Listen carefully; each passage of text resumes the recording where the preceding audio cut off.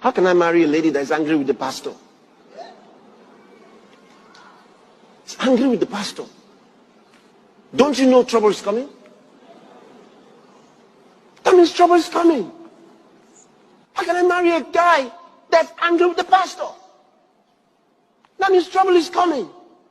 He says it's not here yet. Yeah, it's not here yet, but it's coming. Then the day we're dedicating that child, you don't know it's Osama bin Laden we're carrying.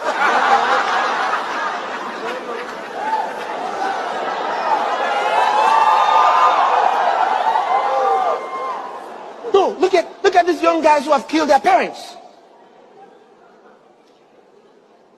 A guy 16 years old, daughter gone, his own father's gone. Walked down to the sitting room where the father and the mother were sitting and chatting, and he was smiling and pointed a gun at his dad. And the dad said, "What are you doing? What are you doing?" He was smiling, laughing, and killed him. And the mom screamed, killed her. And threw the gun away and said, "I don't know what I did. I don't know," and called the police. By himself, called the police. The day they gave birth to that child, everybody was happy. But they brought a devil into the house and didn't know. Those are the things that happen to people when they will not listen to the voice of God. For you to ever succeed in business, you need technical skills and business skills. So you are a good cook, technical skill. It doesn't mean you will succeed in business. You are a fashion designer, you can sew clothes. It doesn't mean you will succeed in fashion business. So you need business skills. So now you can cook. That's technical skill. Do you know how to get customer? Do you know how to price? Do you know how to manage money? Do you know how to manage crisis? That is business skill. So what needs to happen is you now need to partner. So you have the technical skill, and then you get someone that has a business skill, and then you run a restaurant. You are behind the scene, making sure the food is good, all the recipe is good, but the person is the one in charge of the business. You may even be the owner that have 80%, but the person is the one everybody will know that has the 20%. So he's doing the show, you are doing the business. But if you have ego, that they must know me, now me get the business, show me for poster, show me for this, then you are not ready. Because you achieve more when you don't care who gets the credit. But when you want to be the one, think about it. All the musicians we know today that we are shouting that they are making this, do you know they have manager? Do you know their manager? The manager is making more money than them. Yeah. The people that manage them are collecting 70%. All this one that they shout in the game, now 30% though, now they shout though. Someone they collect 70, in name no they everywhere. It just they one place, they do the business, nobody know them. Why? Because see, anytime you see anybody's name on Forbes list, they are all poor people. All those people say on Forbes list, billionaires, they are all poor people. The richest people in the world, even Forbes, the entire Forbes family, they don't bond them well to mention the name of the rich person. Because they will call all the Forbes people together and say, "See now, are you all right? From your grandfather Forbes to now, who gave you the authority to mention my name? Who are you to even call my name?" Yes. But now we are celebrating Forbes because there's what they call hold money. The real rich people, you don't see them on social media. You don't see them posting anything. So when you see all these small boys that have not seen anything now, but I bought car, I bought this, they are posting everything and frustrated everybody. Even the house where they borrow, even the house where nobody their own, they are posting. No. Have you seen that going to come to post? I bought this car, I bought that car. No. Because if you have it, you have it. Most of these people that are flaunting it, they have a reason behind what they are doing. Do you know that people are going to, those cars at the airports that they will put there at the airport? People are going there to take pictures. Say, "This is my latest car, landing now." Those advert cars. Those advert cars, people are doing that. Okay. I don't know who saw, my car is out there. I'm a pastor in church on Sunday. People will be going near my car. They'll be taking pictures. They'll be doing, I say, wow. Maybe they want tap from the grace. It's for the aesthetic. It's for the aesthetic. The grace of the automotive. What are they tapping? Because I did it for Papa. Can you tap to become a pilot? All those are all the nonsense. Can you tap to become a medical doctor? What are you tapping? It's covetousness and greed. First, we don't work for 35 years. You want tap. You are 26-year-old. Now so that they tap. Listen, guys. Recently, I find Pastor Chris messaging very, very troubling. I mean, some of the things I have came across that he has said, in my own opinion, is very, very disturbing. Like the video you just watched, where he was saying that don't marry someone who hates men of God, okay? I don't know if the individual is marrying the person they love or they are marrying to a man of God. I don't know if your husband or your wife is marrying to you or he or she is marrying to the man of God you worship with. I don't know which is which. And I don't know how marrying somebody concern a man of God. Because at the end of the day, they will spend their lives with the person they are married with, not with a man of God.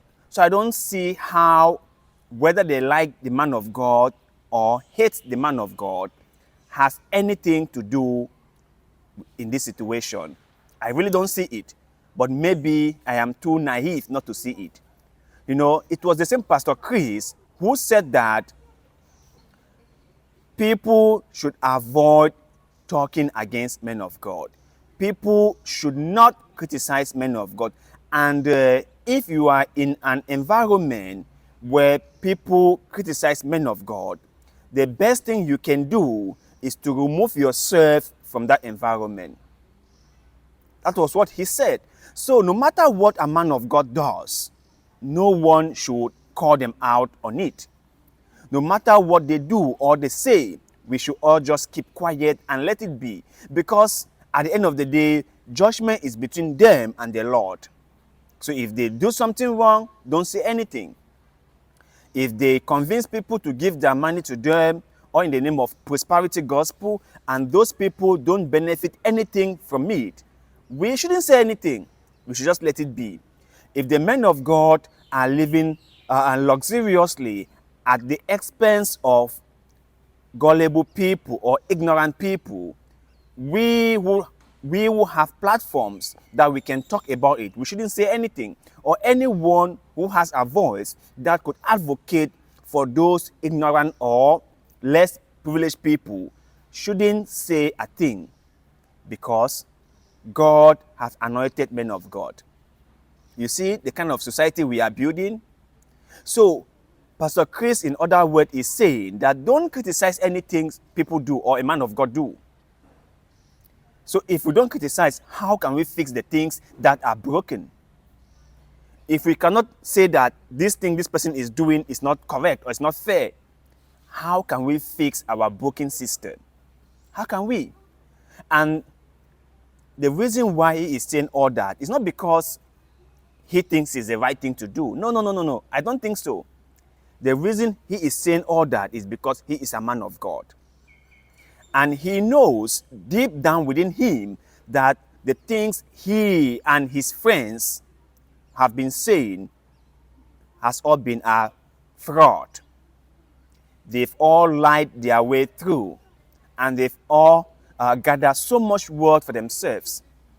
And most of their members haven't realized anything. He knows that. He knows he is lying to the people. He knows that. He knows he has cheated the people. He knows that. And now he is worried that with the wave of critique ongoing about men of God, and with the wave of people coming out and calling men of God out for their excesses and say that, no, you guys cannot keep on doing things like this. He is worried some of his members might have their eyes open when they came across messages like this one I'm sharing with you guys. He's so worried. Everything is about the men of God. Now he is saying that because people might hate men of God, so bad things might happen to them. Or because a man or a woman does not like a man of God, so they might give birth to someone who might be so dangerous to society. That is what he is wanting us to believe. So I don't see the connection between someone having a very troubled child with them hating men of God, or better still, not liking men of God. I don't see the connection, because I honestly believe that people do have difficult times in their lives, and they do have good times in their lives. For the fact that you might be going through some troubling times doesn't necessarily mean that you hate men of God or you like men of God. The fact that you might be having things going on well for you in your life doesn't mean that you like men of God or you hate men of God. It doesn't necessarily mean any of those things. Okay? So Pastor Chris should stop spreading lies. Pastor Chris should stop brainwashing people. He should stop forming a cult-like situation where people cannot hold him accountable for his own excesses. If what he is saying is true, okay, just for argument's sake, let's assume that if you hate men of God, then trouble things or horrible things will happen to you. Let's assume it that way. I think he is divorced, right? He is divorced. And I believe that being divorced is never a nice thing to happen to a couple. So what he is trying to say is that his wife hated men of God. Was that the reason why they got divorced? So when he married his wife, was his wife a loving person or someone who loved men of God? Was she? And if so, what happened? What might have changed her mind into hating men of God? Because if hating men of God brings a lot of trouble to you, it means that their divorce was as a result of his wife hating men of God or not liking men of God. Is that it? Is that it? So listen, my brothers and sisters, I have always told you before, worship God is a good thing. Honoring God is great. Respecting people, excellent. But you must be careful with the kind of information you absorb from some of your men of God. Please be very careful with them, because most of them do not have your own best interest at heart. They don't. All they do is care for themselves. All they do is making sure that they themselves are being taken care of first before they can even begin to think about you.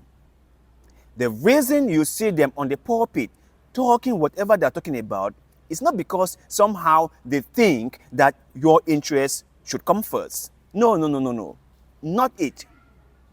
It has never been it. It will never be it. They have only cared for themselves. They have only said what benefited them the most. They have only told you what they want you to know, which they think or which they knew was going to benefit them the most. If whatever message they are sharing with you is because they have understood how it's going to be beneficiary to them, the men of God, not to you. Not to you. Even when they say God loves you, they are saying it because there's a behind motive for saying that. If you look carefully or if you listen carefully, that saying, God loves you, would follow with sowing seed in the house of the Lord because God loves you. It is always about them and never, ever about you. Never, ever. So if you're sitting in that church, absorbing whatever he is saying, be careful. Be careful. Remember, the person is getting married to you. The person loves you. Your main concern should be whether or not the individual whom you are getting married with loves you or not. That should be your main concern. Whether he likes men of God or not shouldn't be your main concern, because they are not going to spend their time with the men of God. They are not marrying your daddy or your mommy. They are marrying you. So your major concern should be whether or not you can spend the rest of your life with these people. Not worrying about whether they love or like men of God.